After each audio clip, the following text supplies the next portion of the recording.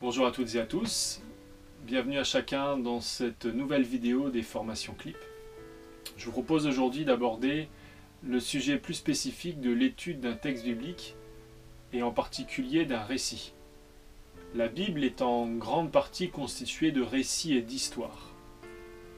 La science, la technique qui étudie les récits de façon générale est la narratologie. Cette science est apparue dans les années 60-70 et environ 10 ans après, on l'a utilisée et appliquée au texte biblique. Cette science va aborder et traiter de plusieurs aspects dans un texte. La mise en récit, la clôture du récit, l'intrigue, les personnages, le cadre temporel, sociologique, etc., etc. Cela fait beaucoup d'aspects que nous n'étudierons pas aujourd'hui.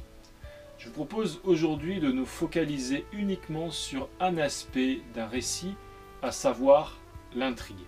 La narratologie va étudier le récit au travers de plusieurs aspects. La mise en récit, la clôture du récit, les différents personnages, les liens les uns avec les autres, l'intrigue, le cadre géographique, le cadre historique, le cadre sociologique, etc. Ces aspects sont nombreux et nous ne les traiterons pas aujourd'hui.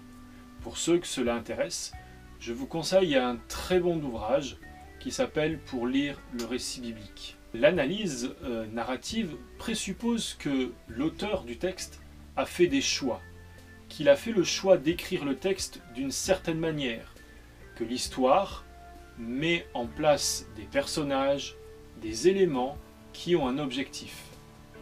Pour ceux que cela intéresse, vous pouvez aussi visionner la vidéo sur l'inspiration qui traite également de cet aspect. Un des procédés les plus intéressants dans la narratologie est celui de l'étude de l'intrigue.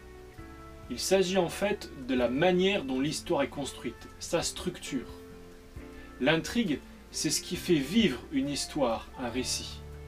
On utilise cela dans les romans de nos enfances, ou bien aujourd'hui dans les séries télé, dans les films au cinéma. C'est la manière dont les différents éléments de l'histoire s'enchaînent les uns par rapport à les autres. De façon très simple, l'intrigue se décompose en 5 étapes successives. Première étape, c'est la situation initiale. Cette étape présente les circonstances de l'action, le cadre, le personnage, et le cas échéant, un manque est signalé dont le récit montrera la tentative de résolution. Deuxième étape, le nouement. C'est le nœud. C'est ce qui fait que le récit se met en route. C'est l'élément déclencheur. Troisième étape, c'est l'action transformatrice. C'est l'aboutissement de la quête. C'est le cœur de l'histoire qui renverse la situation initiale. Quatrième étape, le dénouement ou la résolution. C'est l'étape symétrique du nouement. C'est la résolution du problème rencontré avec la description des effets de l'action transformatrice. Enfin, la cinquième étape, c'est la situation finale. C'est l'étape symétrique à la situation initiale qui décrit une nouvelle situation. Parfois, l'intrigue est beaucoup plus compliquée que cela. Les différentes étapes rebondissent les unes par rapport aux autres. Et il est nécessaire de voir le texte d'une façon beaucoup plus globale. Pour cela, je vous propose un outil très simple, le château de l'intrigue. Ce document est téléchargeable en dessous de la vidéo. En fin de compte, cet outil se présente sous la forme d'un château. Ce château présente différentes étapes qui vous permettent d'étudier un peu plus en profondeur l'histoire et le récit qui se présente à vous. Les étapes successives sont les suivantes. Tout d'abord, en haut, à droite, il s'agit du cadre historique. Où et quand ce récit se déroule-t-il? Pour la question du quand, il ne s'agit pas uniquement de la date, mais cela peut être aussi intéressant de voir ce qui vient d'être raconté et ce qui va se passer ensuite. La deuxième étape, c'est le recensement de tous les personnages du texte. on peut commencer à réfléchir à leur rôle, à comment ils interviennent dans le texte. Ensuite, nous retrouvons un point que nous venons de voir, la situation initiale.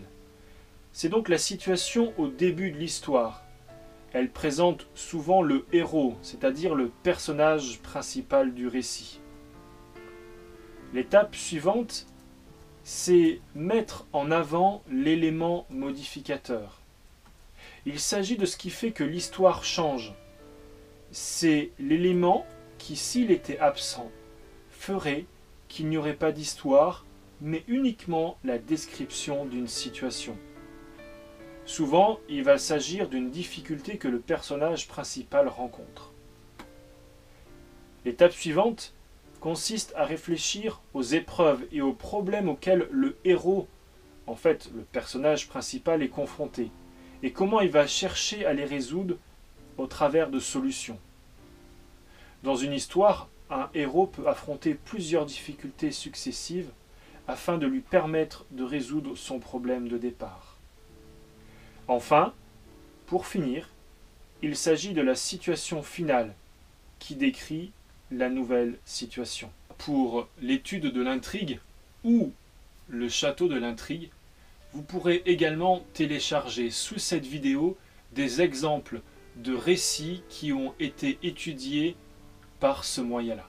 Au-delà de ces différentes techniques d'étude du texte biblique, ce qui est intéressant dans l'étude d'une histoire, c'est en fin de compte découvrir l'histoire de Dieu, une histoire dans laquelle Dieu se révèle à nous. C'est aussi, au travers de cette étude d'un récit, étudier les personnages qui nous renvoient à nous-mêmes, à nos façons de vivre, à nos façons de faire, et qui en fin de compte nous remettent en question dans nos relations à nous-mêmes, aux autres et à Dieu.